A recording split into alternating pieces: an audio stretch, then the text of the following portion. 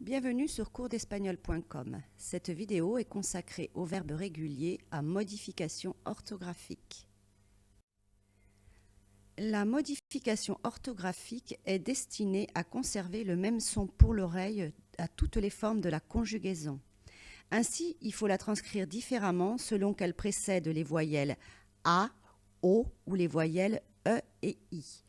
Ces modifications graphiques ne sont en aucun cas des irrégularités de la conjugaison. Elles sont justement là afin de conserver la régularité du verbe. Exemple, si nous prenons le verbe conocer, il y aura l'adjonction d'un Z devant le C pour conserver le son. En aucun cas, on dira conozco, sinon conozco. Pour la première conjugaison, c'est-à-dire la conjugaison en AR, la modification orthographique aura lieu lorsque la terminaison commence par un E, c'est-à-dire au subjonctif présent et à la première personne du passé simple. Il en est ainsi pour les verbes dont l'infinitif est en car. Le C devient QU devant le E.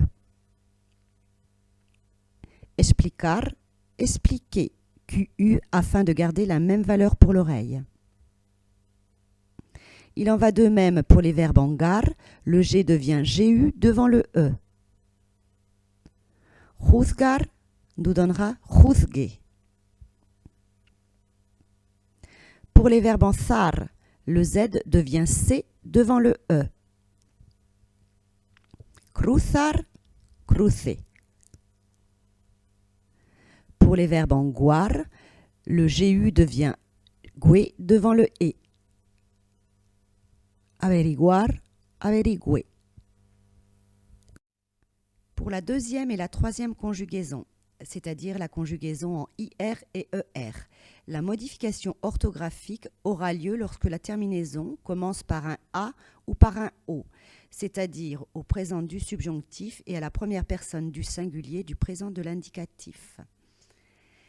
Il en est ainsi pour les verbes dont l'infinitif est en ser ou thir. Nous avons l'adjonction d'un Z devant le A ou le O.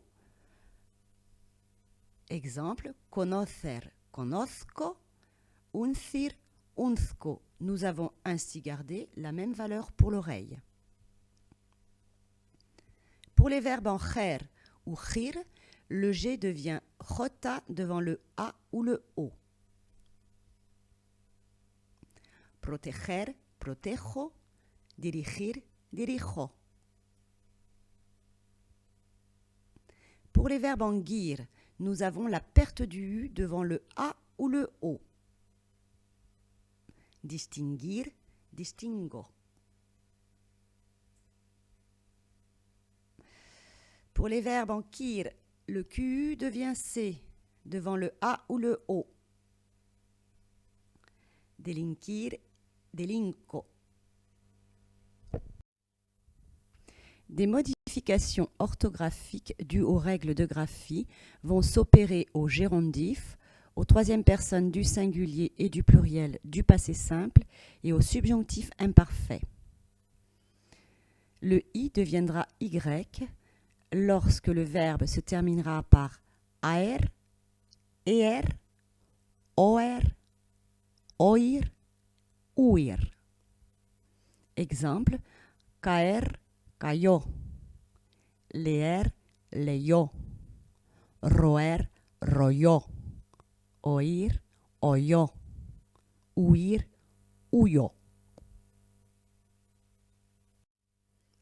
De la même manière, nous assisterons à la chute du I après une palatale ou une consonne mouillée, elie et enie. Ainsi, pour le verbe bouillir, nous aurons bouillot, et pour le verbe grugnir, nous aurons grugnó.